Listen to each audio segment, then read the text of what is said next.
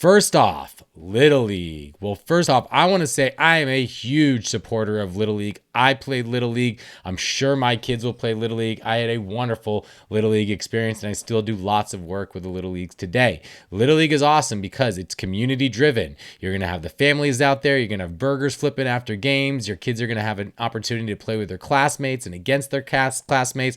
It just feels good. Also, Little League is fun. It's generally fun, or at least it should be fun. And you know what? It's somewhat competitive too. I think Little League has done a good job of making it somewhat competitive, and it's still a fun first program. The league structure is nice. It's very different than what you'd get in travel ball or in other just weekend tournaments. It's very similar to what you get in high school or college or in the game of life itself, where every game really matters and you ebb and flow with the ups and downs of the season. And lastly, the cost is fairly affordable. 100, 200, 300 bucks for an entire season. It's a really good value for getting your child outside and recreating.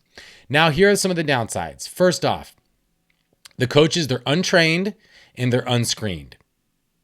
Sometimes Little Leagues will train their coaches. They'll hire someone like myself, which I do these coaches clinics. They'll do that. It's great, but it's not a mandate from Little League International. There's also not a mandate to screen the coaches. So you're going to have coaches out there that have had no background checks. They may not have any baseball playing or coaching experience whatsoever. And then we are asking them to teach kids to do the most difficult thing in sports, which is such as hit a baseball. So that is one of the big issues. Next is there's level of play issues, meaning in a majors or a minors team, for instance, you may have a really, really high-end elite player that's bigger than a lot of the other players playing with some, beginners or more intermediate players. There's just large skill differences at each level. There's a huge focus on all-stars, and that makes things very difficult for kids. It's problematic for me because those kids that are not all-stars, they are the ones that oftentimes need more baseball, yet we're extending the season and we're giving an extra month, sometimes two, to only the best players. Well, this is creating even a larger talent gap than we already have in Little League, and also makes it so parents are sort of fiddling with drafts and voting and things like that, where parent politics do get in the way because everyone really wants to excel in all-stars. As I mentioned, parent politics are oftentimes an issue. If you've been in Little League, you've probably seen it.